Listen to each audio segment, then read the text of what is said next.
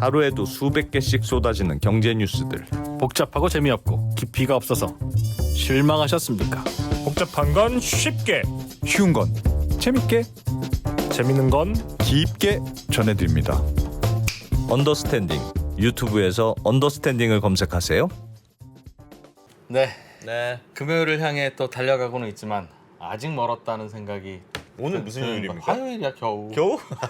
미치겠습니다, 진짜. 한 목요일쯤 된 줄 알았네. 와. 진짜 아직 왜 화요일밖에 그런가요? 안 됐습니까? 네, 뭐 이렇게 한 걸음 한 걸음 가다 보면 네. 또 여러분들이 좋아하시는 또 제가 사랑하는 금요일이 또 오겠죠? 네. 네.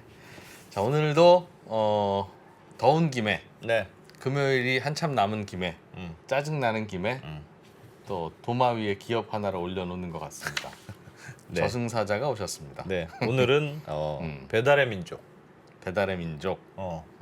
배민이 난도질 너무한가? 난도질 취소하겠습니다. 네. 난도질까지는 아니고 자세하게 좀 들여다보자. 네, 진짜 자세하게 들여다보자. 사실 이 코너에 나오는 기업들은 네.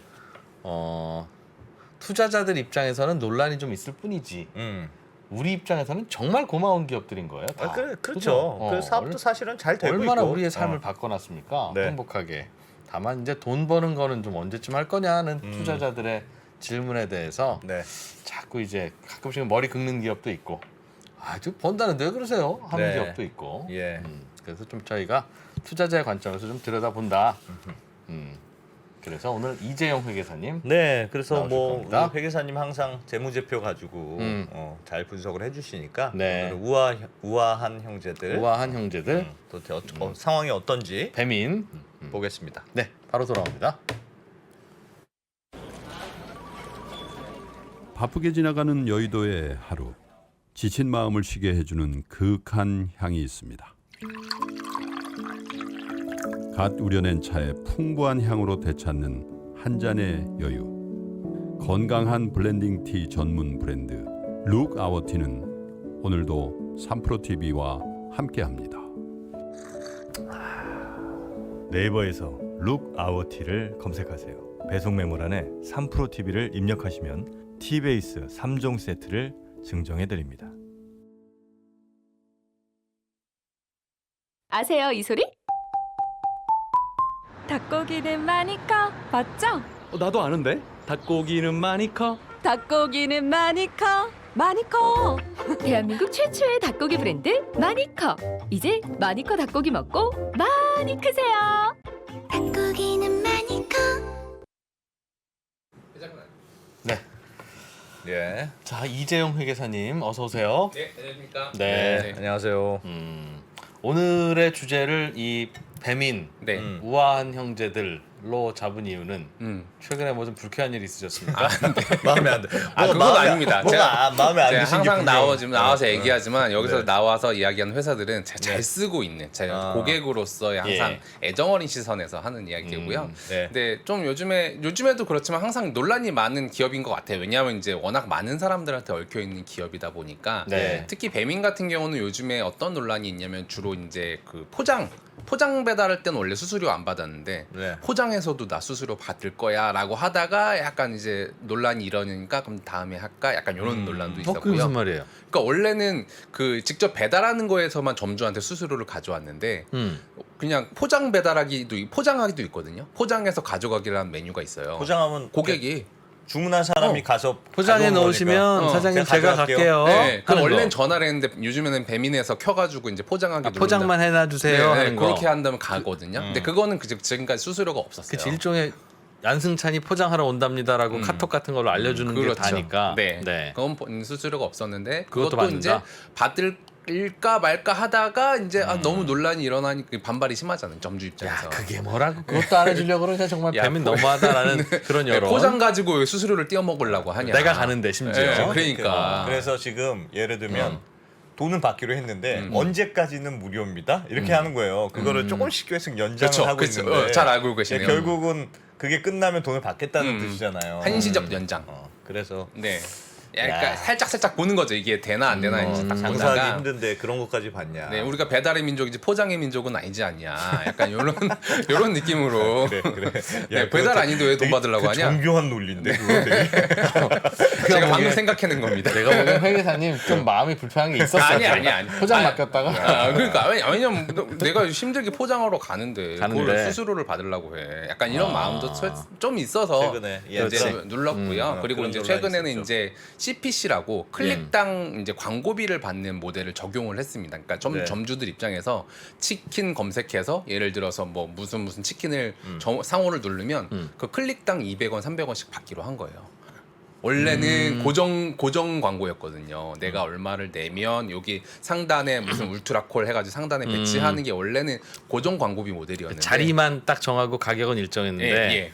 클릭을 여러 개 하면 돈 더 내라. 그렇죠. 진짜 이게 네이버나 카카오에서 쓰는 방식 CPC라고 하거든요. 클릭 네. 퍼 코스트라고 해서 이제 그러니까 클릭 많이 하면, 그러니까 치킨 해서 만약에 클릭해가지고 안 사면 그래도 광고비를 내야 되는 거야. 예. 그러다 보니까 광고비인데 그것도 논란이 좀 엄격하네요. 예를 그쵸. 들면. 이제 점주 입장에서는 이제 좀 억울할 수 있죠. 왜냐하면 100번 클릭했는데 한 번밖에 구매를 안 하면 그러면 나는 치킨 2만 원 팔았는데 광고비 2만 원 내야 되는 거야. 근데 지금은 100번 클릭하든 뭘 하든 위에 상단에 내놓으려면 역시 광고비를 내죠. 그렇죠. 상단에 내려면 이제 깃발이라고 해서 88,000원 아, 정액인데. 네, 정액으로 이제 깃발 꽂기 해가지고 뭐 역삼동, 서초동 해가지고 탁탁탁 해가지고 네 상단에 꽂힐 수 있도록 정액으로 하기도 하고 예. 그 위에 이제 오픈 리스트라고 해서 뭐 매출액이 몇 % 뭐 지불하면은 뭐 여기 최상단에 꽂아줄게 하는 그런 것도 있긴 한데 네. 클릭당 뭐 얼마 광고 받는 건 아직까지는 없어가 최근에 생겼어요. 근데 그거는 또 반발이다. 네, 왜냐면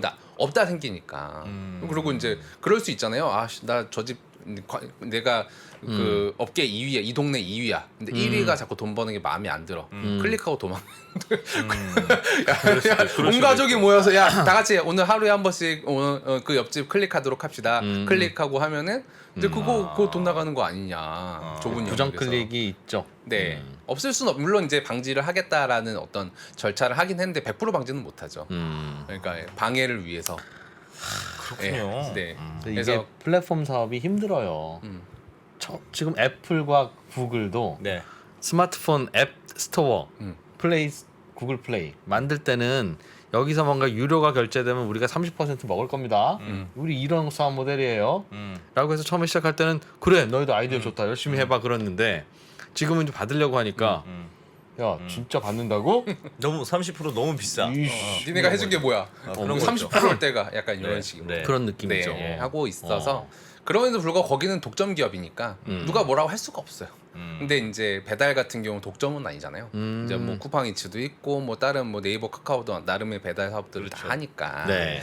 경쟁이다 보니까 이제 좀 더 그렇기도 하고 업계 1위로서 왜 자꾸 점주한테 뜯어갈 좀 험한 말로 왜 자꾸 우리 먹고 살기도 힘든데 코로나 때문에 상처도 받았는데 뜯어가냐. 왜 자꾸 나한테 수수료를 매기려고 하냐 이런 게 이제 좀 논란이긴 하죠. 근데 쿠팡 입장에서는 억울할 만도 해요. 나는 내가 이거 나도 먹고 살아요. 쿠팡이죠. 배민 입장에서는 죄송합니다. 우리도 적자예요. 네, 우리도 적자고 나도 먹고 살아야 되는데 땅 파고 하는 거 아닌데 좀 뭐 네이버 카카오는 클릭당 광고 뻔히 다 쓰는데 왜 우리만 왜 못하냐. 약간 그렇겠죠? 억울할 만도 하죠. 그래서 그게 왜 그러냐? 예. 네, 재무제표 관점을 저는 이제 재무제표를 보는 사람이니까 네. 재무제표 보면서 왜 그런 현상이 발생했을까를 한번 생각을 알겠습니다. 해봤죠. 한다? 네, 네. 좋죠. 재밌겠네요. 예. 봐보죠. 예. 네, 그럼 그래. 이제 배민의 네, 배민 재무제표 우아한 나오네요. 형제들의 일단 손익계산서 먼저 볼게요. 예.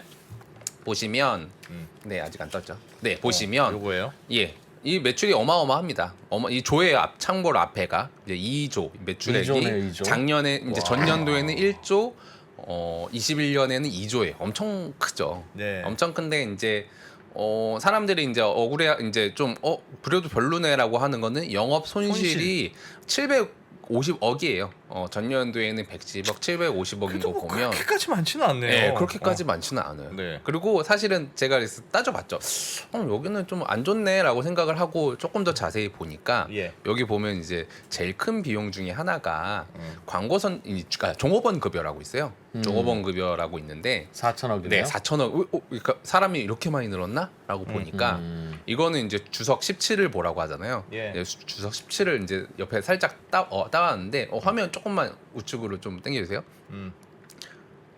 그 제가 말씀- 감사합니다. 되게 예. 여기 되게 기술이 좋네요. 3프로 TV입니다. 오 이렇게 하는구나. 아 정말. 확 땡겨오구나. 네, 감사합니다. 네, 감동받았어요. 네, 그래서 종업원 급여 항목을 보니까 주식 보상 비용이 1,600억이에요. 이게 뭐냐면 스톡옵션 준 거? 스톡 옵션을 주거나 최근에 이제 21년 같은 경우는 김봉진 의장이 자기 주식 줬거든 직원들한테 1,000억 원어치를 줬어요. 근데 그거는 사실은 회사 입장에서는 캐시 나가는 건 아니거든요. 그냥 회계상 비용인 거야. 그것도 비용으로 잘. 예, 비용으로 잡아요. 회계상. 대주주가 개인 주식을 직원한테 준 건데도? 주든 자기 그거는 고향 친구한테 주든 그건 좀 특이해요. 그거는 이제 그 네. 국제 회계 기준에서 그렇게 정의를 하고 있어. 우리 사회적 통념이랑은 안 맞죠. 왜? 네. 이 개인이 내가 개인한테 준 건데. 주식을 줬는데 왜 회사가 비용을 잡아? 그렇죠. 그래 김봉진 회장이 타던 자전거 직원한테 주는 거랑 똑같은 건데. 네, 근데 이제 국제회계 기준에서는 그거를 이제 그렇다고 해서 이제 개인이 개인한테 지금 원래는 증여세를 내야 되는데 네. 뭐 증여세를 낸다기 어떻게 보면 직원을 위한 어떤 인센티브 차원에서 준 거다. 예. 그래서 개인이 법인한테 무상으로 증여하고 법인이 약간 스톡옵션 차원으로 주식한테 주는 방식으로 회계 처리를 하게 돼 있어요. 그렇게. 네, 그게 이제 회사를 갔다가 가게. 네, 갔다 가게. 왜냐 안 그러면 개인 대 개인으로 하면 다 이게 다 증여세 내야 되고. 그러네요. 아하. 네, 이건 뭐 그렇게 어떻게 하고 보면, 회사가 직원들한테는 뭐 상여나 스톡옵션 느낌으로 주는 그렇죠, 거라는 거죠. 그렇죠. 그런 식으로 해서 이제 주식 보상 비용이 1,600원이 영업인이 계상이 돼 있어서 네. 사실상 이제 그 부분을 빼고 봐야죠. 왜냐하면 이제 캐시 나가는 비용도 아닌데 비용을 그러네요. 1,600원 잡아놨으니까 예. 그런 거 감안하면 이제 영업이익은 856억. 플러스다. 사실 올해 이제 흑자 전환했다. 그러면 적자 예. 아니네. 적자 사실상. 아니에요. 적자 아니. 나쁜 회사 아닙니다. 배로 온 거 아니에요. 배로 온 거 아니에요. 네, 칼로 배로 온 건 아닌데 이제 살짝. 네, 살짝 살짝 뵈려고 하다가 하다가 지금. 이제 살짝 왜냐면 돈 벌고 있는 회사니까. 알겠습니다. 예, 좋은 회사예요. 좋은 매출액도 이제 굉장히 빠르게 성장하고, 네. 빠르게 성장하고 이익도 물론 이제 많은 이익은 아닌데 어느 정도 벌고 있다. 그래서 오늘 얘기하고 싶었던 거는 예. 이제 그럼 재무제표를 어떻게 봐야 되냐? 약간 이제 기본으로 돌아와서 네. 이 회사가 그럼 장기적으로 물론 이제 우리가 주식을 투자할 수 있는 회사는 아닙니다. 독일의 딜리버리 히어로가 인수한 회사이기 때문에 네. 그래도 이제 우리가 재무제표를 볼 때 이 회사가 장기적으로 괜찮은 회사일까 아닌 회사일까는 재무제표를 통해 한번 생각해 볼 만하다. 그런 측면에서 제가 조금 더 설명을 드리도록 하겠습니다. 네. 그래서 이 회사는 안 좋은 점도 있고 좋은 점도 있어요. 일단 안 좋은 점부터 먼저 말씀을 한번 드려볼게요. 예. 매출액이 참고로 2배가 늘었는데 예. 이 주석을 자료를 살짝 1조에서 보여드릴게요. 진짜 2조가 됐네. 네, 1조에서 2조가 너무 좋은 회사예요. 예. 너무 좋은 회사인데 이 구성 항목을 보면 생각이 약간 바뀌기도 해요. 왜냐하면 그 중에 상품 매출이 2천억에서 4천억으로 늘었고 예. 서비스 매출이 8천억에서 1.5조로 늘었어요. 둘 다 막 더블로 늘어서 굉장히 좋은 회사인데 일단 제일 먼저 상품 매출을 먼저 보시면 상품 매출은 위에 이제 상품 구입 비용이라는 이제 원가 항목을 따로 떼와서 제가 여기다 발췌를 해놓은 거거든요. 네. 어떻게 보면 상품 매출의 원가율은 75%예요. 잠깐만. 네. 배민에서 네. 상품이라는 건 뭡니까? 상품은 이제 네. 배민을 켜보면 비마트라는 메뉴가 있어요. 그러면 네. 뭐 어떤 내가 뭐 생필품이나 네. 뭐 식자재 이런 것들을 주문하면은 네. 이제 배민에서 배달 오듯이 이제 배달이 오는 거 우리 집으로 마트처럼. 마트처럼 예. 마트인데 이제 그걸 퀵커머스라고 하거든. 딱 네. 이제 근거리에 이제 배송을 해주는 거죠. 그럼 네. 두부 2,000원 네. 내가 샀으면 배민의 매출이 2,000원이 되는 거예요? 그렇죠. 아. 그 배민의 물류 창고가 있거나 아니면 어떤 지역 거점들이 배민이 있어서 돈 주고 사온 거니까. 네, 가져오는 알겠어요. 거예요. 네, 네. 그러다 보니까 이제 그렇기도 하고 하나 더 이제 우리 하다 보니까 점주들이랑 이제 연결점들이 많잖아요. 배민 입장에서 예. 근데 점주들한테 식자재도 배달을 해줘요. 고기 그렇지. 뭐 고기 뭐 100kg 뭐 이런 식으로 어떤 뭐 상추 뭐 1kg 막 이런 식으로 이제 주문하면 어차피 이제 우리는 필요한 거니까. 같이 가는 사이니까 것도 그런 식으로 매출로 잡힌 상품 매출. 네, 상품 딜리버리를 이제 하기 알겠어요. 한지 꽤 됐습니다. 한지 꽤 됐고 그래서 이제 보면은 이제 75%면 많이 남네. 그러니까 75%면 25% 남는 거니까 많이 남네라고 생각하실지 모르겠는데 쿠팡의 상품 원가율이 제가 첫 시간에 제가 네. 지난달에 한 70%라서 이거라서 안 된다라고 제가 말씀을 드렸어요. 왜냐하면 예. 그때 상품 원가율 70에 배송비까지 감안하면 이거는 흑자나기가 어려운 구조라고 제가 좀 말씀을 드렸었거든요. 쿠팡은. 네. 예. 그거보다 근데 더 비싸네요. 더 비싸네. 근데 생각해 보면 쿠팡은 이제 어떻게 보면 택배로 해준단 말이죠. 네. 쿠팡맨들이 해준단 말이죠. 근데 여기는 그 오토바이가 딜리버리맨. 해줘요. 예. 네. 오토바이가 택배보다 당연히 비싸죠. 그렇겠죠? 배상비는 네. 배송비는 쿠팡보다 훨씬 비쌀 수밖에 없어요. 네. 근데 쿠팡보다 원가율이 높아요. 그럼 그 말인즉슨 여기서 남았을 리가 없다. 아. 이익이 남았을 리가 없다. 네. 음식 배달 가는 길에 휴지 같이 갖다 주신 건 혹시 아닐까요? 그런 건 아닙니다. 따로 이제 메뉴가 있어서 네, 그럼 따로 메뉴. 건별로 지급 네. 수수료를 또 따로 준다. 그 제걸 묶어서 할 수 기사님들한테? 있으면 더 좋은데 알겠습니다. 사실은 이게 뭐 따로 하고 아직 있습니다. 적자구나 그럼. 네. 그런 거 보면 이제 이 2조 원 적자 중에 상품 매출인 4천억 원은 적자다. 적자다. 이거는 그냥 보나마나 적자다. 예. 그리고 이제 서비스 매출도 생각을 해보면 이 쿠팡의 서비스 매출이 뭐가 있냐면 네. 보통 이제 광고 매출, 그러니까 아까 막 말씀드렸던 것처럼 이렇게 깃발꽂기 예. 하나 했을 때 뭐 한 동당 88,000원 네. 내지는 어쨌든 제일 상단에 하면은 매출액의 한 10%는 광고비로 주세요라는 광고비가 이제 메인 매출인데요. 예. 그거는 이제 그 치킨을 2만 원을 배달을 하더라도 그 광고비인 2,000원만큼만 매출액으로 잡힙니다. 쿠팡 그 배민 입장에서는. 그 음식 가격은 매출액으로 하나도 안 잡혀요. 여기 네. 매출액이 잡히는 네, 거. 결제는 우리가 2만 원을 결제를 하지만 왔다가 네. 그대로 그냥 흘러가는 거예요. 그렇죠. 그냥? 왔다 그대로 흘러가기 때문에 아. 이제 예를 들어 그럼 광고비가 10%라고 치면 예. 이제 배민 입장에서의 매출액은 2,000원인 거예요. 아. 광고비니까. 배달비만. 그러니까 이제 아니, 그 어떤 광고료? 광고비만 광고 서비스 매출인 거죠. 그러니까 소비자가 음식 시킬 때 내는 돈이 3만 원인데 음. 이것저것 다 떼고 일단 음식점 사장님한테 2만 원이 가면 네, 만 원이 그렇죠. 배민 매출이다. 그렇죠. 그렇게 회계상으로 잡힌 예. 거기 때문에 네. 그거는 이제 영업이익에 되게 큰 도움이 돼요. 왜냐하면 내가 배달해 주는 것도 아니고 예. 뭐 내가 해주는 거 없이 해주는 건 있죠. 이제 광고를 해주는 네. 건 이제 플랫폼을 유지하는 걸로 생기는 어쨌든 아. 이제 비용 없는 수익이거든요. 예, 예. 그 배달해주는 금액 있잖아요. 네. 2,000원, 3,000원. 네. 요즘 뭐 비싸서 막 4,000원도 하고 그러던데. 그건 점주가 그건 다 점주가 내는 거고. 그러니까 소비자도 내고 점주도 점주한테 내고. 그대로 가는 돈이고. 네. 아, 그건 여기 그러니까. 매출 안 잡히는 거네요. 그렇죠, 이것도. 그렇죠. 그렇지만 그렇지만 이제 배민을 하다 보면 배민 라이더스들이 배달해 주는 경우도 있습니다. 배민 라이더스. 배민 직속. 배민 직속의 배달 대행 회사가 네, 있어요. 네. 배민 라이더스들이 배달해 주는 건 네. 그 말씀하신 배달비 예를 들어서 플러스 3,000원 만약에 네. 추가로 고객이 결제하잖아요. 예. 그거는 3,000원 그대로 이제 매출액으로 꽂힙니다. 아, 배민 플러스의 매출액이다. 네, 그러니까 예를 들어 광고비가 3,000원이고 알겠어. 이제 배달비가 3,000원이면 6,000원의 매출이 꽂히고 그게 아니라 다른 배달 대행 회사를 썼으면 3,000원으로 매출이 꽂히는 거예요. 아, 그건 그냥 그쪽이 주고 말았으니까 우리 네, 거래 안 한 걸. 우리 정권 누가 배달하지 나는 관심 없어. 근데 원래 재무제표 그렇게 써요? 보통 네. 돈이 한번 여기 들어왔다가 나가는 건데 그럼 네. 내 매출을 일단 잡고 네. 그럼 비용으로 또 털면 될 것 그게 같은데. 이제 우리 사회 이제 우리 개인들의 어떤 인식은 그럴 수 있어요. 왜냐면 우리가 그때 통장에 이 3만 원이 꽂혔다가 네. 27,000원이 나갔으면 매출 3만 원에 비용 27,000원 그렇게 아니야? 하면 안 돼요? 그게 이제 사회적 통념인데 네. 그러면 이제 사람들이 오해할 소지가 있다는 거죠. 당신들은 주인이 아니라 대리인, 어떻게 보면 대리인인데 예. 매출 중개한 사람인데 그 3만 원 따박따박 매출 잡으면은 매출액이 너무 과도하게 계상되지 않겠느냐. 과도하게 계상된다는 말은 이제 개인 뭐 투자자든 외부 이해관계자들 볼 때 쟤네 규모에 비해 너무 큰 회사처럼 보이게 된다는 거죠. 그래서 회계에서는 그 매출액이 주인으로서 이제 행한 거냐 대리인으로서 행한 거냐에 따라서 매출 인식 알았어. 방법이 달라져요. 아. 그래서 배민 같은 경우는 대표적으로 대리인입니다. 네. 점주는 주인은 점주니까. 네, 그런 느낌입니다. 알겠습니다. 그래서 이제 말씀 다시 한번 이어 볼게요. 오늘은 약간 강의하는 느낌인데 재밌지 않으세요? 재밌습니다. 네, 네. 네. 네. 그래서 보면 지금 이 서비스 매출액이 계속 여기도 거의 매년 거의 더블에 가깝게 늘어나는데 예. 외주 영역비가 계속 늘어납니다. 이 말은 뭐냐면 이 외주 영역비는 저건 뭡니까? 배민 라이더스들의 비용이 배민 라이더스들한테 줘야 되는 비용 배달비.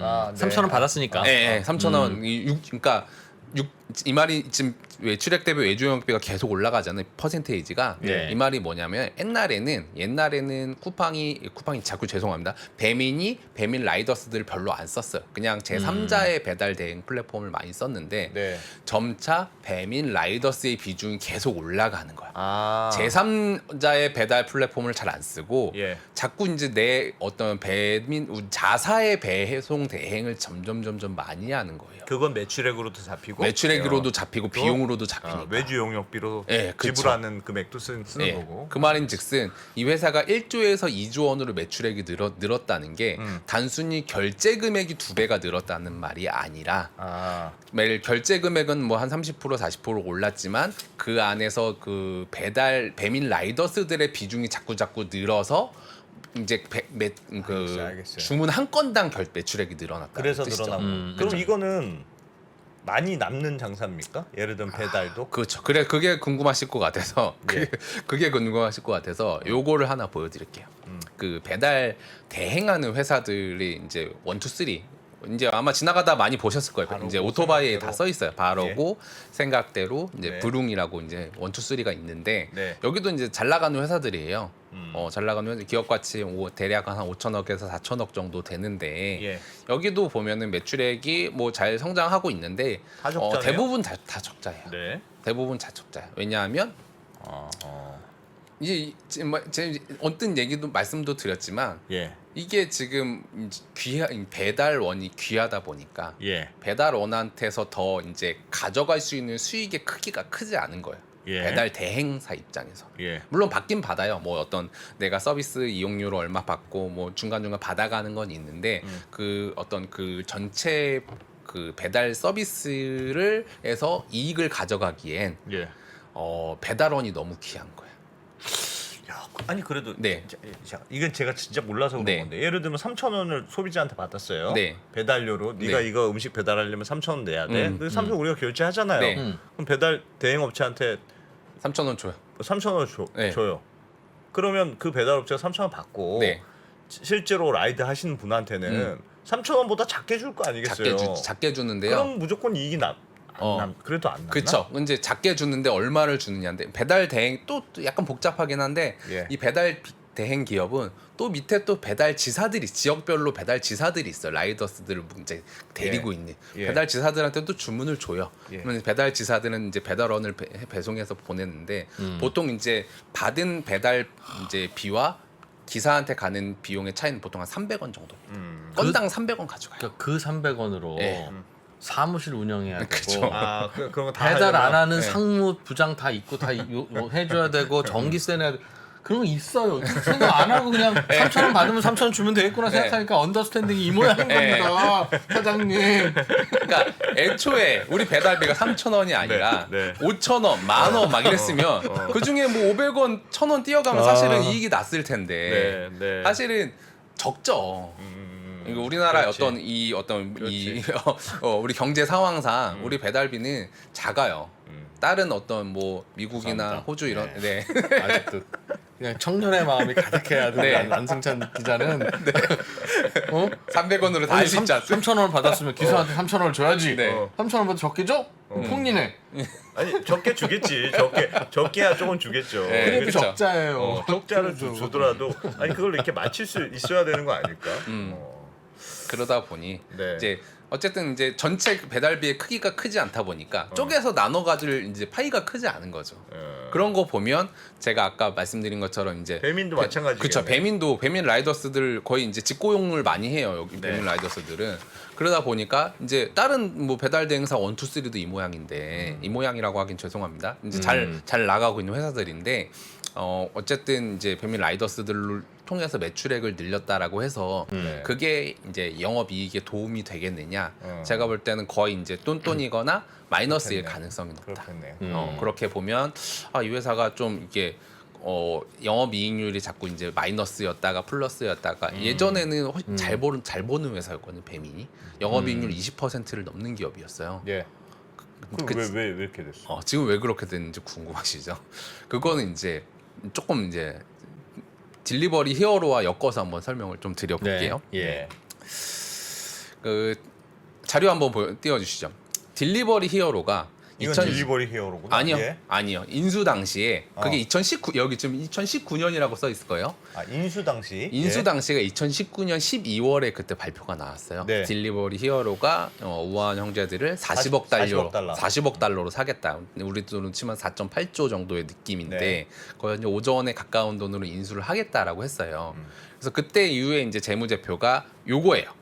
요건데 지금 보시면 특징이 이제 2018년까지는 이 회사가 돈을 되게 잘 버는 회사였어요. 이 보시면 영업이익이 520억이거든요. 오. 매출액 3천억에 영업이익 520억 버는 회사였어요. 영업이익률 17%면 괜찮은 회사거든요. 그러네요. 되게 괜찮은 회사였고 그 전에도 비슷한 규모의 영업이익이 유지가 되고 있었을 거예요. 그러니까 매출은 계속 거의 더블에 가깝게 매년 성장을 하는데 영업이익도 굉장히 이제 괜찮게 유지가 되고 있는 상황이다 보니까 예. 딜리버리 히어로 입장에서는 오 너무 좋죠. 왜? 저기는 되게 빠르게 성장하는 회사인데 영업이익률도 괜찮네. 그러면 4조로 인수해야지 하고 딱 간 거죠. 예. 근데 이제 19년에 보시면 영업 매출액이 많이 늘어요. 5,600억 정도 늘어나는데 네. 영업이익이 마이너스 360억이 됩니다. 무슨 일이 있었을까요? 이게 무슨 일이 있었냐면 어. 비슷한 느낌이에요. 비슷한 느낌 뭐냐? 일단 상품 매출액이 늘어났고요. 그러니까 아까 말씀드렸던 비마트, 어떤 식자재 뭐 이런 것들이 늘어났고요. 예. 그리고 외주 영역비가 늘어났어요. 즉 이제 배민 라이더스들이 늘어났습니다. 아 자체. 네, 예. 그리고 판매 촉진비를 한 1,000억 가까이 쓰기 시작해요. 쿠폰을 막 날린 거지. 이게 무슨 말이냐면 2019년에 우아한 형제들은 매출이 너무 고팠어요. 네. 매출을 많이 올리고 싶었어. 왜냐하면 이제 M&A가 돼야 되니까. 아, M&A 할 팔아야 때는 그 회사를 이제 밸류에이션 할 때는 네. 그 매출액을 우리는 그 탑 라인이라고 하거든요. 예. 탑 라인이 제일 중요해요. 왜냐하면 탑 라인이 더블 올라가야 3년 동안 더블 3년 5년 동안 계속 올라가고 그때 나머지 이제 현재 과거의 영업이익률 가산하면은 밸류에이션이 이렇게 나온다라고 보통 이제 밸류 측정을 하거든요. 그렇죠. 그러니까 약간 우한 형제들 입장에서는 2019년에 어떤 기조가 확 바뀌었어요. 덩치를 키우자. 우리는 약간 물살이어도 된다. 계란 많이 먹고. 알겠어요. 알겠어요. 물살이어도 된다. 약간 이렇게 기조가 이제는 이제 무조건 우린 그로스다. 우린 무조건 그로스야. 우리는 무조건 내년에 매출 2배 해야 돼. 예. 그래서 2018년에 뭐 3천억, 2019년에 5,600억. 그러면 앞에 맨 옆에 보면 20년에 1조, 22년에 계속 더블이네, 진짜. 계속 더블 거의 그 정도의 느낌으로 성장을 해온 거예요. 그런 거 보면 대단하죠. 성장이 목표다로 바뀌었다. 네, 우리는 무조건 그로스다. 그러니까 물론 제 내부 사정은 모르니까. 영업이익이 약간 망가지더라도 물살이어도 왜냐면 덩치를 키우면 나중에 이제 덩치 막 키운 다음에 나 살 빼고 나면 그걸 근육으로 만들면 나는 자이언트가 될 거야라는 약간 가정이 있었던 것 같아요. 그게 독일의 딜리버리 히어로가 인수한 다음에 바뀐 목표인 것 그렇죠. 같다. 예, 기조가 이제 조직의 목표가 이제는 우리가 영업이익은 뭐 됐고 돈 많잖아. 우리 뭐 딜리버리 히어로가 있는데 덩치를 그래서 IPO를 하거나 뭐 뭐 그렇죠. 할 때 뭐가 됐든 네. 덩치 키우면 된다라는 측면에서 하다 보니까 그럼 우리 매출 어디서 늘릴까 고민한 거죠. 왜냐면 이제 시장은 정해져 있어요. 네. 왜냐면 뭐 우리 대한민국 인구수 어차피 2018년 19년에도 네. 사실 점유율 1위는 배달의 민족이었거든요. 예. 압도적인 1위니까. 예. 뭐 그럼 어쨌든 우리가 뭐 치킨을 한 마리 먹던 걸 2마리 먹을 수는 없으니까 시장은 어느 정도 정해져 있고 근데 성장은 해야 돼. 그러면 어떻게 해요? 다른 걸 이제 찾아봐야 되는데 당장 뭔가 제3의 어떤 사업을 하긴 그렇고 그럼 이 안에서 그럼 매출액을 늘릴 수 있는 요소가 뭘까? 그게 비마트하고 자체 배달이군요. 그렇죠. 그러니까. 비마트랑 자체 배달 같은 거 둘 하자. 다 이익은 별로 안 나지만 사이즈 키우기에 딱 좋다. 그렇죠. 아. 조직이 약간 그런 식으로 이제 변했어요. 그러다 그게 이제 계속 이제 흘러가다 보니까 현재까지 왔고 물론 근데 현재도 나쁘진 않아요. 현재도 아까 조정 후 영업이익률이 한 850 영업이익이 850억이라고 했잖아요. 예. 네. 근데 생각해 보면 예전에 우리 3천억 벌 때 500억 벌던 회사가 2조 버는데 800억 벌어. 그런 거 보면 영업이익률 조금 그렇긴 한데 그럼에도 불구하고 나쁜 회사냐 물어보면 나쁜 회사는 나쁘진 아니죠. 않네요, 왜 그래도. 800억 버는 예. 회사가 왜 나쁜 회사야? 예, 예. 좋은 회사죠. 그렇지만 약간 이제 너무 이게 그 물렁살이 된 거 아니냐. 덩치는 커졌는데 이게 지방 아니냐라는 느낌이 드는 재무제표이긴 알겠습니다. 하죠. 네. 조정 후 영업이익이라는 건 무슨 개념이에요? 이거는 이제 그 뭐라 그러지? 책에 나와 있는 내용은 아닌데 네. 뭐 회사들이 일반적으로 이런 식으로 공시를 많이 합니다. 왜냐하면 이제 보통 이제 미국 재무제표에 그렇게 많이 나와 있는데 어저스티드. 그렇죠. 예. 어저스티드 에비타 해가지고 우리는 여기서 현금 안 나가는 건 발라낼게. 아니면 영업이랑 관련 없는 건 좀 발라낼게. 설비 투자 1조 원 하고 네. 5년 동안 상각할 건데 감가상각비 발라낼게. 감가상각비 2천억씩 나가는 거 이거는 그냥 현금 나가는 거 아니니까. 그렇죠. 이거는 그냥 안 나가는 걸로 치겠다. 그렇죠. 이제 대표적으로 이제 우한형제들은 딱 보이니까 그 엄청난 주식 보상 비용이 1,600억이 보이니까 그거는 네. 발라내고 봐야죠. 발라내고 보면은 여기는 그래도 한 850억 정도는 벌만한 포텐셜이 있는 회사다. 그렇지만 이제 생각해 보면 이제 딜리버리 히어로 입장에서 이제 그 감정이입을 한번 해봤어. 예. 내가 딜리버리 히어로 입장에 5조 썼어. 5조. 내가 5조 썼어. 근데 5조면은 그래도 영업이익 기준으로 대충 한 못해도 한 2천억 정도는 벌어야 되는 회사인 것 같거든요. 한 대충 한 20분의 1 정도 예, 하면은 예. 이 포텐셜로 이 회사가 한 2천억 정도는 벌어야 되는 회사인 것 같은데 지금 많이 커지긴 했는데 한 800억 정도 버네. 약간 이제 아쉬운 거죠. 예, 물론 이제 매출액이 커서 해피하긴 한데 예. 영업이익이 작아서 좀 아쉽긴 하다. 약간 그런 느낌이 들긴 할 것 같은데 그럼에도 불구하고 그로스는 잘 만드니까 어떻게든 스토리는 만들만 할 것 같아요. 근데 요즘 그러니까 사실은 이 배달 서비스는 그 코로나 때 아주 급성장했잖아요. 네. 근데 지금 이제 뭐 조금 실제로 사람들 이제 덜 올해는 좀 배달하고, 빠지고 있다고 하더라고요. 예, 덜 하고 그러면서 외신들을 보니까 그때 딜리버리 히어로 이런 데는 되게 요즘 안 좋다. 안 좋죠. 그러니까 사람들이 이제 코로나도 끝나가고 하니까 뭘 배달해 직접 가서 먹으면 되지. 네. 그렇게 해서 먹는 사람들이 많아진다는 거예요. 그래서 딜리버리 히어로는 실제로 막 독일에서 철수했어요. 참고로. 참고로 아시아에서만 하고. 독일에서 철수하고 주가도 막 네. 엄청 독일 떨어졌다. 기업 아니에요? 독일 기업인데 못 해 먹겠다. 독일 인건비 너무 비싸다. 그러니까 이게 마치 아마존이 미국에서 철수한 거 같은 느낌이구나. 심각한 거예요. 독일에서 안 해요. 심각한 거. 딜리버리 히어로가. 예. 네. 그래서 아시아 위주 회사입니다. 네, 독일에서 할 일이 아니었어. 그 알뜰한 독일인들이 그 그쵸, 독일, 그쵸. 독일 인건비를 주고 인건비 10,000원, 20,000원 주고. 배달비 주면서 그걸 주고 리가 배달하냐? 그냥 내가 간다, 내가 가 이러면서. 그 사업하면 진짜 히어로지. 그러니까요. 네. 네, 그래서 그런 상황이고 그렇지만 뭐 그래도 좋은 요소가 있기도 합니다. 네. 네, 그거에 대해서 이제 한번 좀 말씀드려 볼게요. 좋은 요소. 예. 네. 이 회사 입장에서는 그 제가 한번 자료 한번 보여드릴게요. 보통 이제 현금 흐름표랑 재무 상태표도 이제 재무제표니까 같이 봐야 되긴 하거든요. 예. 이 회사 입장에서는 영업 활동으로 인한 현금 흐름이 못해도 1,000억에서 2,000억 정도는 캐시가 들어오는 회사입니다. 아까 막 영업이익이 아까 800억이네 뭐 500억이네 했는데 네. 그것보다도 훨씬 현금 창출 능력은 좋은 회사긴 해요. 아, 그러니까 그 서비스 광고라든가 네. 그런 건 어쨌든 돈으로 바로바로 들어온다 이런 거죠. 그렇죠.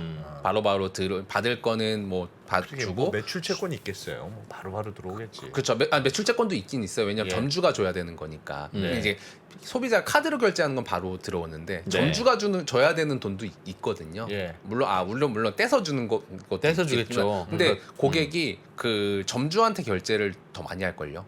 그러니까 배민내에서 결제하는 비율도 있고 네. 점주한테 직접 결제하는 비중도 있어요. 점주한테 직접 결제하는 건 점주가 배민한테 돈을 줘야 되거든요. 그건 채권으로 그건 매출 매출 채권으로. 채권이 있긴 있어요. 몰아서 한 달 월말에 준다. 그렇죠. 예. 그렇지만 그래도 일부는 배민에서 직접 결제하기 때문에 네. 직접 결제하는 그 돈이 것만큼은- 인질이네요. 그렇죠. 너무 좋죠. 설렁탕 3개 4만 원 네. 했는데 뭐야 이 집은 우리한테 광고비를 7만 원이나 아직 안 줬네? 그럼 아직 안 줘야지? 그렇죠. 설렁탕 값 주세요. 그러면 네, 광고비 그래- 먼저 내. 이런. 그렇죠. 그렇긴 한데 그래도 빨리 주긴 해요. 네. 점주분들께 한 4일? 그러니까 뭐 포스 결제되고 이게 막 쥐고 있으면 우리 점주도 영세한데 이걸 네. 막 한 달치 두 달치 쥐고 있으면 망하라는 거니까 예. 보통 4일, 3일 이렇게 막 주긴 하는데 야, 그거 쥐고 있으면 그 돈이 네. 클 텐데. 네. 그거. 쿠팡은 그게 막 그렇죠. 끝판은 2달. 그 두 달이래. 야, 그 돈이 클 텐데. 5조. 쥐고 있는 돈 5조. 그래서 어느 날 쿠팡이 문 닫고 어. 더 이상 사업 안 해요 그러면 이 돈을 다 줄 수 있나 지금? 네. 그래서 계속 고민을 하던데요. 그렇죠. 어. 그러니까 현금과 그 매집 채무가 거의 비슷한 상황이긴 한데 네. 근데 여기는 그래도 빨리빨리 주긴 하는데 돌아가는 어떤 결제 금액이 어마어마하게 하나요. 이 배민 안에서 결제되는 금액이 한 20조 정도 된다고 해요. 네. 예. 어마어마하니까 결제 금액이 많네요. 진짜. 20조예요. 엄청 크긴 해요. 어허. 엄청 큰 회사기 때문에 어쨌든 그 안에서 남는 어떤 짜투리의 어떤 며칠이라도 내가 쥐고 있는 금액이 있으니까 네. 계속 이렇게 성장하는 한 현금은 한 1,000억 이상 계속 벌어들이는 회사다라는 걸 볼 수 있고요. 야. 재무 상태표도 한번 보여드릴게요. 보통 이제 재무 상태표 볼 때 뭘 많이 보세요? 보통은 부채 비율 제일 많이 보시거든요. 네. 네. 재무상태 딱 폈을 때 부채 비율 많이 보시는데 부채 비율이 어떻게 별로 계산하냐면 없을 것 같아요, 부채 총계가 9천억이고 자본 총계가 800억이거든요. 네. 그렇게 보면 부채 비율이 한 1100% 정도의 느낌이거든요. 그럼 사람들이 부채 비율 높네. 100%? 네, 위험한 거 아니. 보통 이제 사람들이 부채 비율이 200%보다 많으면은 위험하다고 생각하는데 그렇죠. 1100%야? 위험한데라고 생각하고 보면 안 되시고요. 음. 안 되시고요. 이 안에 차입금이 있는지를 봐야 돼요. 이게 부채가 차입금? 뭐로 구성되어 있는지 봐야 되는데 딱 네. 봐도 차입금 별로 없어요. 차입금 여기 장기 차입금 400억, 400억. 여기 단기 차입금 30억. 음. 그러니까 440억이 그냥 차입금이고요. 근데 무슨 부채가 9천억이에요? 왜 그러냐면 여기 보시면 그 전환상환 우선주가 2천억인데요. 예. 이건 그냥 투자 받은 돈이에요. 예. 자본 사실은. 아하. 근데 IFRS 국제회계 기준이기 때문에 부채로 계상돼 있는데 사실 이건 주식이에요. 예. 얘는 자본으로 내려가야 돼.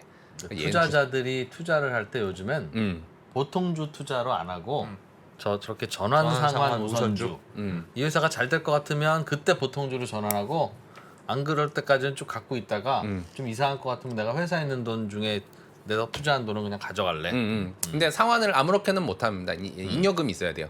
돈 벌어 쌓아놓은 자금이 있어야 돼요. 예. 네, 그렇기 때문에 뭐 이 회사 같은 경우는 대주주 집할까지는 안 하는 건데 회사에 있는 돈이면 네. 가져갈래. 이 회사 같은 경우 잉여금이 없거든요. 결손금이 3천억이거든요. 네. 어차피 전환 상환 못 해요. 근데 그렇기 때문에 사실상 자본이라고 봐야 되고 네. 이건 부채 아니다. 그리고 사실상 나머지 모든 부채가 지금 살짝 보시는 것처럼 매입 채무. 매입 채무 아까 말씀드린 점주나 다른 분들한테 줘야 되는데 아직 안 준 돈이 한 3,700억 정도고 좀 이거. 이거는 사실은 부채라기보다는 그냥 돌려줄 필요한 거. 네. 금방금방 없어진 회전되는 부채고 그리고 이 계약 부채라는 게 있기 때문에 더 좋긴 해요. 그러니까 이게 좀 약간 어려운 부채가 개념이긴 한데 뭡니까? 계약 부채가 뭐냐면 고객이 선결제 한 거 정도라고 보시면 돼요. 선결제 이 오른쪽에 쭉 보시면 예. 이렇게 써 있어요. 포인트, 배민 포인트 뭐 이런 거. 예, 배민 그러니까 뭐 그런 거죠. 아까 그 장표에서 오른쪽만 좀 보여주세요.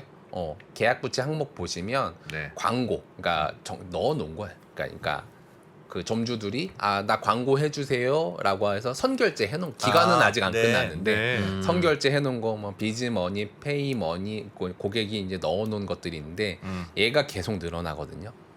얘가 늘어나는 거는 회사 입장에서 좋은 거예요. 왜냐하면 고객이 먼저 넣어놓은 거거든.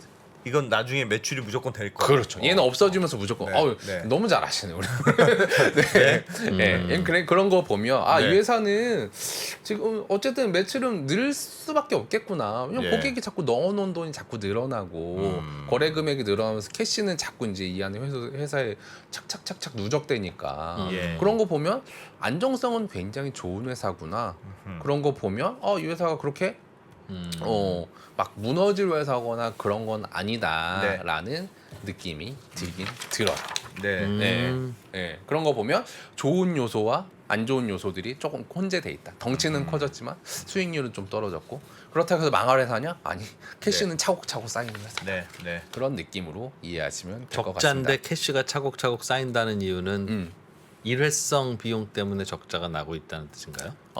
캐시가 차곡차곡 쌓인다는 이유는 지금 어쩔 수 없이 결제돼서 받는 돈보다 줘야 되는 돈이 조금 더 늦을 수밖에 없거든요. 왜냐하면 고객한테 먼저 받아서 점주한테 주는 네. 이제 업이다 보니까 매출액이 성장하는 이상 캐시는 차곡차곡 쌓일 수밖에 없고 쿠팡처럼. 그렇죠. 그리고 그게 한 가지고 네. 두 가지는 이제 고객 입장에서는 우리한테 돈을 넣어 놓을 가능성이 높아요. 왜냐하면 배민페이라고 생각해서 나 나중에 치킨 먹을 때 결제해야지. 예. 5,000원, 10,000원 그냥 넣어 놓는 것들이 자꾸 쌓이거나 예. 점주 입장에서 나 한 뭐 다음 달 뭐 우리 깃발 꽂게 한 30만 원 결제할게요. 예. 넣어 놓는 선결제하는 매출액이 자꾸 늘어나거든. 근데 그건 다 돌려줄 돈이잖아요. 돌려주는 건 아니에요. 우리 매출. 그러니까 광고 매출. 광고 매출인데 막 예를 들어 한 달치 뭐 200만 원을 나한테 넣어 놓는 거예요. 예. 근데 그게 광고가 아직 시행을 했냐? 시행한 건 아직 아니거든요. 그러니까 내가 광고를 제공해주는 타이밍보다 예. 고객이 나한테 돈을 주는 타이밍이 더 먼저 오는 거죠. 그러다 보니까 이제 항상 뭔가 매출이 일어나는 것보다 돈이 먼저 들어오는 캐시가 계속 흐르고 있다. 이 업종은 이 캐시가 먼저 들어오는 게 이제 강점인 거죠. 캐시가 그게 좋으면 배민 상품권 할인해서 팔죠. 그렇죠. 그런 것도 있어요. 배민 상품권도 팔고 있어요. 이제 그런 식으로 배민 상품권 120억 있네요 작년 말에. 네, 그런 것들이 이제 쌓이면 어쨌든 캐시가 쌓이면 기업 들어오니까? 입장에서는 되게 약간 그럼 번 돈이 아닌데 아직은. 그렇지만 캐시가 쌓인 것 자체가 이제 되게 유리한 거죠. 곧 스타트업 치고 그 정도면 기특하다. 네. 그리고 스타트업이 아니에요. 매출이 기존하는데 지금 대기업이에요. 죄송합니다. 죄송합니다. 예전에는 네. 스타트업이었지만 죄송합니다. 이미 네. 대기업이에요. 네, 그러네요. 그래서 그러니까 이렇게 회계가 좀 재밌는 게 원래 적자면은 현금도 적자여야 되고 예. 흑자면 현금도 흑자여야 되는데 현금 회계상 적자여도 현금이 흑자인 기업들이 있거든요. 대표적인 경우가 이제 이런 경우 돈을 쌓아놓을 수 있는 업종.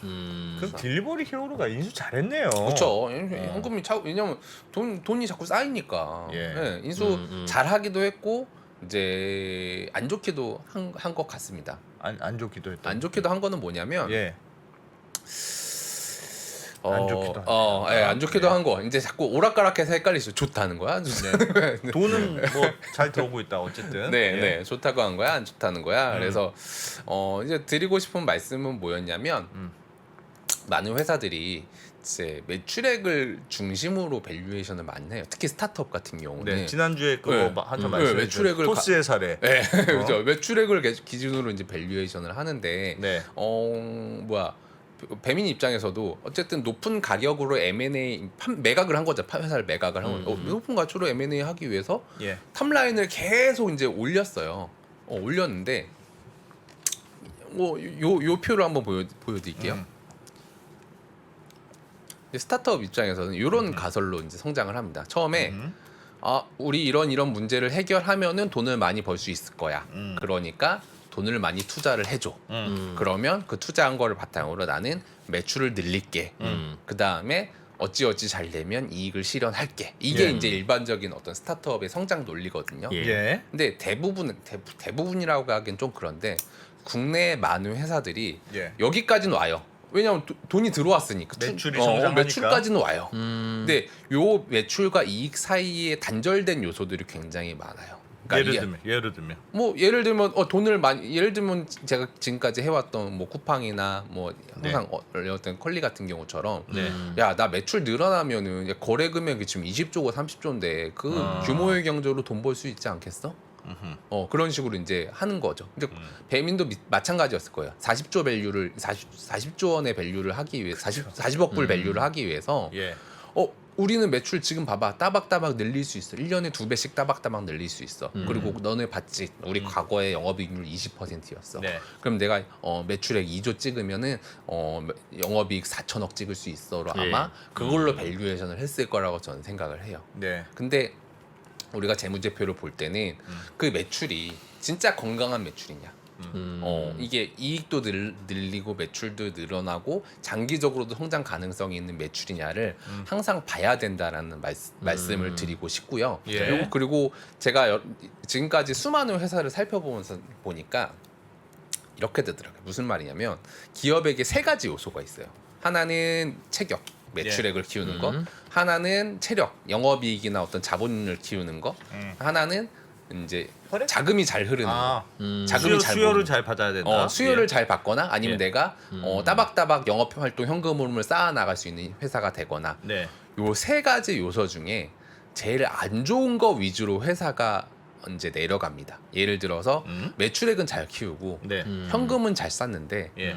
영업 적자가 지속되는 회사는 결국은 매출액도 안 좋아지고 현금 흐름도 안 좋아. 장기적으로 보면.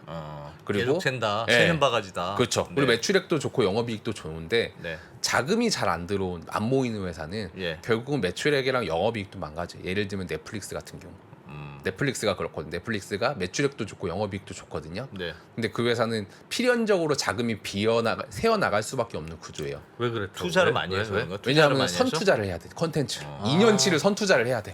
계속 비싸죠. 컨텐츠가 오징어 게임이 작년에는 200억이었는데 예. 올해는 1,000억에 찍어야 돼. 예. 근데 그거를 뭐 계속 이제 앞당겨서 투자를 해. 미래의 매출액을 위해서. 그러다 보니까 자금이 계속 비는 상황이고 그러다 보니까 자금이 마르다 못해 네. 이제 쩐의 전쟁이 되는 거죠. 이제 예. 디즈니랑 애플이랑 싸워야 돼. 누가 이기겠어? 점 많은 애가 이기겠죠. 그럼 넷플릭스는 올해 영화 찍는다고 네. 예를 들면 10조를 썼으면 네. 그 예. 10조가 올해 비용으로 안 들어갑니까? 그렇죠. 안 들어갑니다. 돈은 썼는데. 2년에 나눠서 들어갑니다. 2년. 아, 그러니까 돈이 없겠구나. 네, 그러니까 영업이익은 난 신나요. 왜냐하면 네. 이제 여기에서 들어가는 비용은 재작년에 쓴 비용이거든요. 그러다 보니까 영업이익은 나는데 현금은 이제 미래를 예상해서 점점 더 많이 써야 되는 그럼 구조가. 삼성전자가 반도체 공장 투자하든가 네. SK텔레콤이 기지국 투자하는 것도 음. 똑같이 올해 10조 썼어? 네. 라고 하면 비용을 캐시만 친 거 10조 쓴 거죠. 비용을 10조로 계산해서 올해 영업이익 이런 게 안 절대 한다는 아니죠. 거죠? 절대 아니죠. 그거를 이제 뭐 공장을 지었는데 그 공장을 몇 년 쓸 거냐? 10년 쓸 거야? 그럼 10분의 1씩 비용 처리하는 거. 아, 그래서 영업이익이 나더라도 네. 회사는 돈이 없을 수 있다. 그렇죠. 자금이 계속 이제 비는 회사들은. 그러니까 그 3요소를 같이 봐서 매출액이랑 영업이익이랑 자금 3요소를 봐서 네. 그거 중에 제일 후진 거 위주로, 제일 나쁜 거 위주로. 그래서 제 대표적으로 든 사례가 위워크긴 해요. 네. 위워크 같은 경우도 아, 그렇네요. 위워크가 이제 기업 가치가 막 50조까지 올라갔었거든요. 인테리어 먼저 하고. 네, 왜냐하면 이제 나 우리는 이 공유 오피스로 이제 세상을 바꿀 수 있어요. 예. 쇼미더머니 투자해 주세요. 투자 받으면 그걸로 건물 임차해. 그럼 그걸로 다시 이제 매출액 찍어. 그럼 돈 받고 매출액 찍고 돈 받고 매출액 찍고 그러다 보니까 덩치가 어마어마하게 펴져서 매출액 50 이제 기업 가치 50조 됐거든요. 근데 상장하려고 이제 재무제표 딱 공시하고 나니까 사람들이 깜짝 놀란 거야. 공원이익이 안 나와. 이거는 아무리 뭐 해도 도저히 이거는 이제 이익이 날 가능성이 전혀 안 보이는 재무제표인 네. 거야. 네. 그래서 영업이익이 좀 안 좋았던 거죠. 실제로 개판이었어요. 영업이익 개판. 저도 이제 예. 상장 심사했을 증권신고서 냈을 때 재무제표 봤는데 진짜 예. 개판이더라고요. 그 영업이익 개판이니까 매출액은 되고 자금도 되는데 네. 영업이익이 개판이니까 나중에는 그 나머지 매출액과 자금이 영업이익 수준으로 쫙 내려오는 거죠. 근데 그 맞는 말씀인 네. 것 같아요. 네. 그렇긴 합니다만 일반적인 뭐 물론 배민이라는 게 스타트업이라고 하기엔 너무 덩치가 커졌지만 일반적인 스타트업의 경우에는 굉장히 오랜 기간의 적자를 네. 뭐 낼 수밖에 없잖아요. 처음부터 돈 벌면 좋겠습니다만 뭐 우리 얘기하는 거죠? 뭐 그럴 수도 있는 거지. 네, 어떻게 네. 첫 달부터 흑자를 네. 내나. 네. 뭐 좀 적자도 버텨가면서 사이즈를 키워가면서 그게 이제 뭐라 그러지? 그런 거 이해를 못 해주시면 네. 어떡해요? 네. 아 저는 이해하죠. 저는 네. 이해하죠. 네. 저는 이제 이해하는데 네. 이제 요즘 시장은 좀 그래요. 이게 요즘에는 이제 그 자본 시장이 이제 안 좋아지니까 예. 스타트업도 이제 약간 이제 좀 위험하다 그런 얘기를 하고 있거든요. 왜냐하면 이제 자꾸 뒷단에서 이제 돈을 회수를 못 하니까 앞단에도 우리 좀 투자 조심하자. 그래서 옛날 스타트업을 하긴 좀 그런데 네. 지금까지 스타트업은 딱 그렇게 해왔어요. 예. 우리 돈 많이 받아서 광고비 많이 뿌리고 매출액 많이 만들면 나중에는 이익을 벌 수 있을 거야라고 했는데 네. 이제 그러고 한 10년 지나고 보니까 야 한번 보자. 유니콘 한번 보자. 돈 버는 회사 뭐 있냐? 그러면 돈 버는 회사 이제 돈 못 버는 회사들 입장에서는 나름의 이제 이유들이 다 있죠. 우리는 네. 이거 해서 돈 벌 거야. 예를 들면 새로운 상품을 추가해서 돈을 벌 거야. 뭐 아니면은 어떤 수수료 올려서 매출액 단가 올려서 돈 벌 거야. 그렇게 이제 계획들은 세우고 있는데 네. 그럼 실제로 그러면 단가 올려봐 했더니 올리면 고객들이 빠져나가고 그러면 새로운 제품 출시해봐 출시했더니 안 팔리고 이제 그런 것들이 이제 계속 보여지는 거죠. 그러니까 요즘에 어떤 스타트업 분위기는 그러면 애초에 너무 우리 이제 볼륨 지상주의로 가지 말자. 매출 지상주의로 가지 말고 이제는 좀 조금이라도 이제 좀 매출액이 뭐 예전에는 100%씩 올라가는 스타트업을 투자했다면 예. 이제는 한 20-30%씩 오르더라도 이제 조금이라도 돈을 벌거나 적자는 안 보는 기업을 투자하자. 약간 분위기가 조금 이렇게 바뀌고 있어요. 네. 그 회계사님 그 스타트업들 많이 만나시잖아요. 많이 만나죠. 컨설팅도 많이 해주시고 하는데 그 하반기 되면 스타트업들이 굉장히 어려운 데들이 많이 나올 거다. 그런 얘기도 있던데 실제로 네. 분위기가 그렇습니까? 근데 실제로도 이제 벤처 캐피탈에 근무하시는 분들이 이제 뒷단에 이제 상장을 해야 되는 기업들이 이제 잘 못할 거거나 이제 약간 취소하는 분위기로 흐르니까 네. 이제 우리도 이제 약간 신규 투자하지 말자. 그러니까 일단 홀딩 이게 홀딩 분위기. 이미 VC들이 새로운 투자를 잘 안 하려고 한다. 네. 일단 홀딩하거나 네. 아니면은 이제 부익부 빈익비 현상이 심해지고 있습니다. 안전한 대로 하자. 정말 안전한 데는 아마 지금도 뭐 기사는 굉장히 많이 나와요. 누군 1,000억 투자 받았는데 예. 2,000억 투자 기사 많이 나오는데 이제 그들이 봤을 때 정말 안전한 데만 하고 나머지는 최대한 이제 예전에 생각했던 게 뭐 이 회사 정도면 200억짜리였지라고 한다면 깎자. 100억으로 깎자. 그 약간 그런 경향이 되게 강해지고 있고 그리고 애초에 이제 나중에 돈 벌게, 그러니까 유저를 많이 모아서 나중에 돈 벌게 하는 이제 스타트업들에 대해서는 야 그러지 말고 돈 벌고 와. 그러니까 나중에 말고 지금 단 1원이라도 벌어보고 한번 얘기를 해보자. 그런 식으로 이제 분위기가 좀 바뀌고 있어요.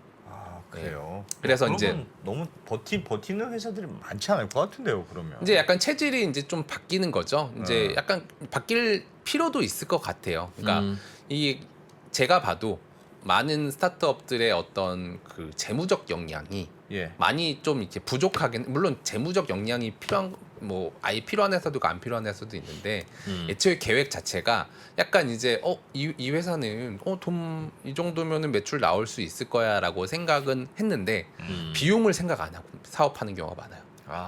왜냐면 매출만 나오면 고객한테 가치를 부여한 거니까 이익 나오는 거 아닌가? 이 매출 많이 나오면 규모의 경제로 이익 나오는 거 아닌가? 라고 했는데 규모 경제가 안 나오는 회사들 있고 대표적인 경우가 커머스. 커머스 같은 경우는 잘 안 나오고요. 그리고 요즘 생각해 보면 플랫폼도 돈 벌기 진짜 힘들어요. 플랫폼이 못 돼서 그런 거죠. 아니요. 플랫폼 예를 들면 뭐 배민 같은 경우도 플랫폼이잖아요. 예. 쿠팡이츠 이런 것도 예. 다 플랫폼인데 플랫폼이 돈 벌기가 제일 힘든 것 같아요. 왜냐하면 플랫폼은 독점을 해야 이익이 나와요. 근데 애매하게 독점을 하는구나. 네, 애매하게 독점을 하거나 경쟁자가 자꾸 들어오면 돈 벌기가 진짜 힘들어요. 우리나라에서 플랫폼으로 돈 버는 회사가 뭐 한 몇 개 없잖아요. 네. 몇 개 없고 그 독점을 해야 되거나 네. 아니면 그 고객이 돈을 많이 지불하는 고객이어야 돼요. 그러니까 거기서 떼어 먹을 게 많은 상황. 그러니까 예를 들면은 뭐 독점하는 기업 대표적인 거 네이버, 카카오 같은 경우죠. 자연적으로 독점하는 기업들은 돈을 벌 수 있는 요소가 있고요. 네. 그리고 고객이 어느 정도 이제 돈을 지불할 만한 여력이 있는 회사. 이제 앞서 말씀하신 것처럼 무신사 같은 경우가 이제 다른 이제 여성 패션몰 같은 경우는 돈을 못 벌거든요. 쇼핑몰은. 예. 왜냐하면 거기는 이제 동대문에서 돈을 띄어다 팔기 때문에 마진의 요소가 되게 좁아요. 10%. 왜냐면 애초에 이제 원가율이 이제 싸게 팔아야 되는 회사기 때문에 네. 그 뭐 예를 들어 2만 원짜리 팔면 그래봐야 한 10% 가져올 수 있는 거야. 예. 그러다 보니까 거기서 아둥바둥해도 이익이 안 나오죠. 왜냐면 예. 배달도 해줘야 되니까. 근데 무신사 같은 경우는 브랜드 위주의 이제 커머스거든요. 네. 그럼 거기는 기본적으로 30%에서 40% 정도의 수수료가 관행이 돼 있어요. 이제 백화점 가도 그 정도 파니까. 네. 그럼 30, 40%면 그 안에 뭐 배송비하고 뭐 떼어주더라도 높은 영업이익률을 가져갈 수가 있는 거죠. 그럼 고객이 고관여층이에요. 돈을 많이 지불할 의사가 있는 고관여층이거나 아니면 자연적으로 이제 독점을 할 수 있는 환경이 되거나. 그래서 안 받던 돈 받기 시작하면 굉장히 욕 먹습니다. 그렇죠. 그러니까 배민 같은 경우도 욕 먹는데 아마 독점이 아니어서 사실은 계속 영업이익이 깎이는 것도 있어요. 네. 처음부터 돈을 받았어야 되는데. 그러니까 원래 왜 홈쇼핑 백화점은 막 매출의 40%씩 가져갑니까? 라고 하는 질문은 안 해. 원래 가져갔으니까. 그랬어요. 아시다시피 그러면 그냥 네. 그런가? 그럼 넘어가는데. 네, 뭐 안 그쵸. 받다가 받으려면 그랬죠. 포장해 주세요. 제가 갈게요라고 하는 걸 전달해 주는 거에다 돈을 받으면 그래, 그렇네.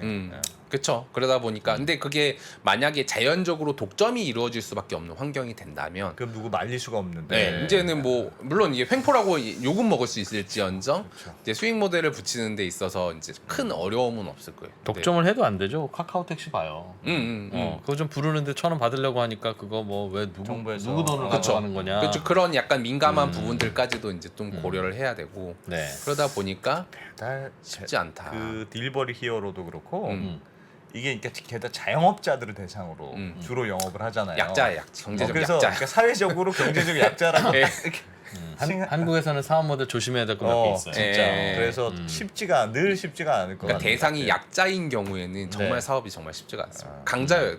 고객이 부자여야 돼. 그러니까 B2B 나름 B2B는 B2B인데 B2B가 너무 네. 막 다 영세. 네. 아, 예. 그렇죠. 그런 상황이다. 알겠습니다. 다음 시간은 회계사님 오늘 네. 보니까 제가 시간이 없어서 못 여쭤봤는데 네. 대주주가 네. 직원들에게 자기 주식을 나눠주거나 네.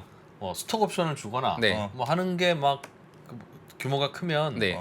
이 재무제표나 손익계산서에 좀 묘하게 반영되는 게 있더군요. 네. 오늘도 잠깐 설명을 해주셨는데 1,000억이 잘- 반영이 됐죠. 예, 그러니까 네. 지금도 대주주가 내 주식을 음. 회사에다 공짜로 줬어. 네. 회사는 그거를 직원들에게 나눠줘. 나눠줬대. 근데 비용으로 잡혀. 근데 회사는 손해가 되고 아니 그럼 내 주식을 공짜로 회사에서 받아갔으면 회사는 무슨 뭐 자산 수증 이익 뭐 이런 거 뭔가 축조가 안 될 것 같은데. 네.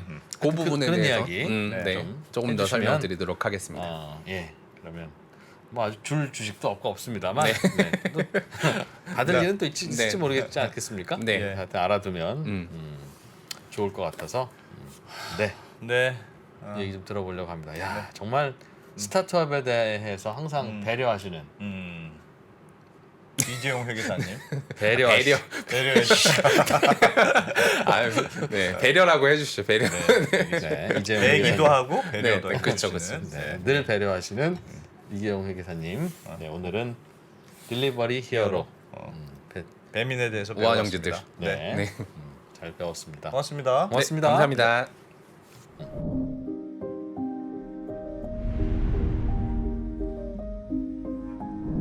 게임에서 살인이 가능한데 성폭행은 안 되는 이유는 무엇입니까?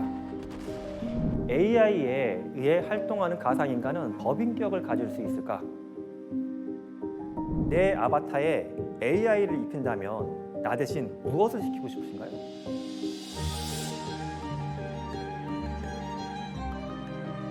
질문 자체를 만드는 걸 질문으로 드리고 싶었어요.